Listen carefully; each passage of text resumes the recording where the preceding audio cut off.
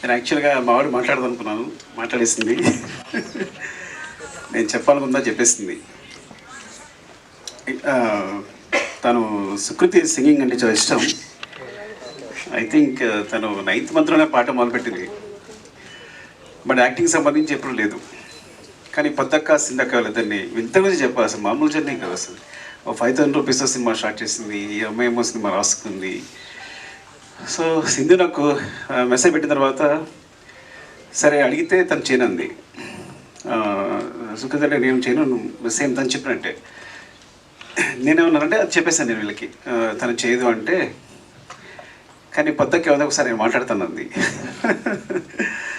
మాట్లాడుతానంటే సరే అని తీసుకెళ్ళాను యాక్చువల్గా. సరే అయితే నీ కథ వింటానంది తను. సరే నేను కూర్చున్నాను, నన్ను చూసి గెడవట్ ఉంది నన్ను సుకృతి. సో నేను బయటకు వెళ్ళిపోయాను.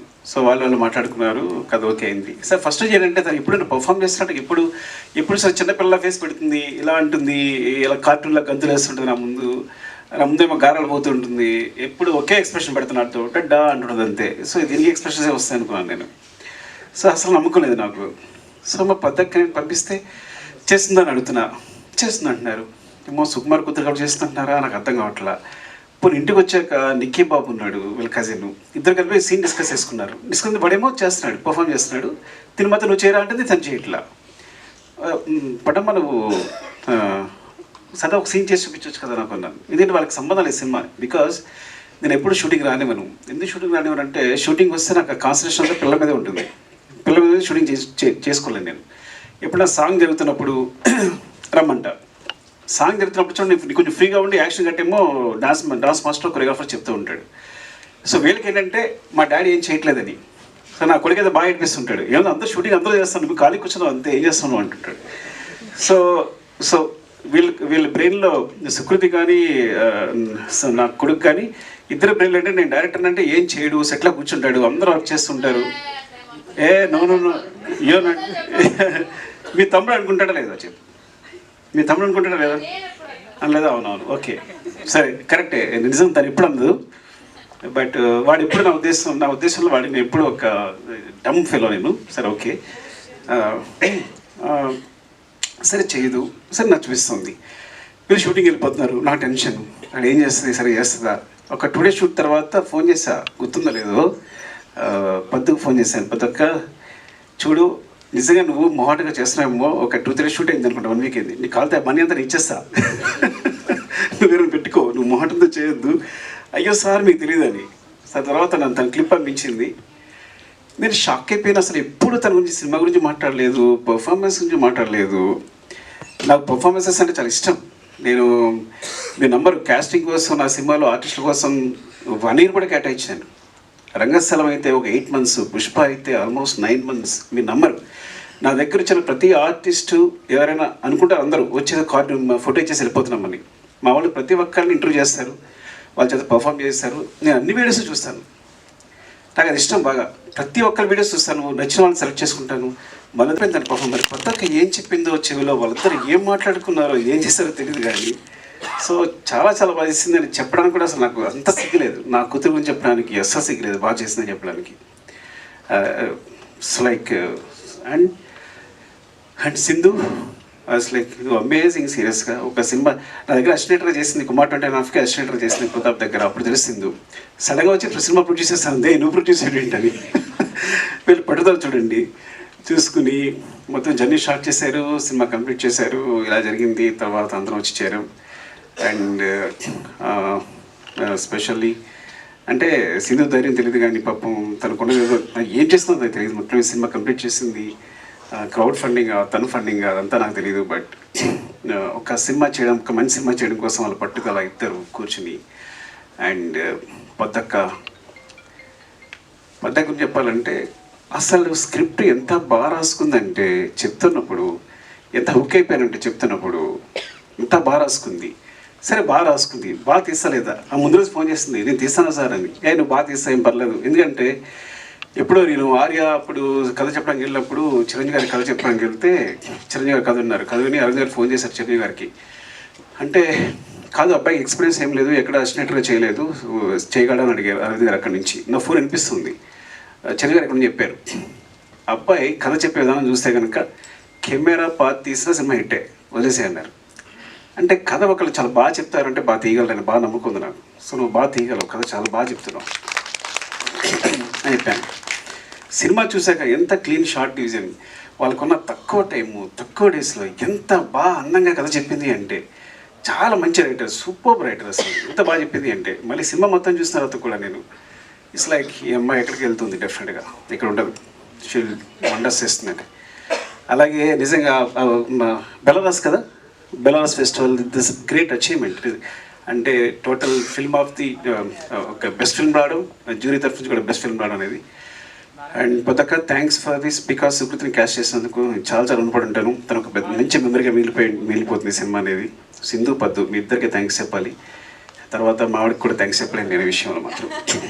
అందరికీ అంటే పేరు పేరున అంటే నేను ఏం మాట్లాడకుండా చేశారు, ఏం మాట్లాడడానికి కూడా లేకుండా చేశారు, వాళ్ళందరూ అన్నీ మాట్లాడేసి క్లియర్గా. పద్దకైతే మరీ వివరించి చెప్పేసింది సింధు అందరూ. అండ్ చక్రపాణి గారు థ్యాంక్ యూ అండి. And Lavanya thank you. నేను ఫస్ట్ టైం అంటే నా సినిమా క్యాష్ కానీ నా కూతురు ఇంకొకరు మదర్ ఫాదర్ అంటే చూడడానికి నాకు నాన్న అంటుంటే అమ్మ అంటుంటే నాకు ఇక్కడ గుండెలో గుచ్చుకుంటుంది. అంటే ఫస్ట్ టైం ఆ ఫీలింగ్ అనమాట, వేరే సెపరేట్గా ఉందన్నమాట. సో ఎంత it's like very good casting కూడా. అంత ఆర్టిస్ట్ అందరూ రఘుగా ఆయన పేరు, ఫాదర్ పేరు రఘు. నెక్స్ట్ భాను అండ్ నిక్కీ బాబు. అరే ఎవరు తీశారు నువ్వు, భాను నిక్కీ బాబు సూపర్ చేశారు మీరు అందరూ, చాలా వేశారు.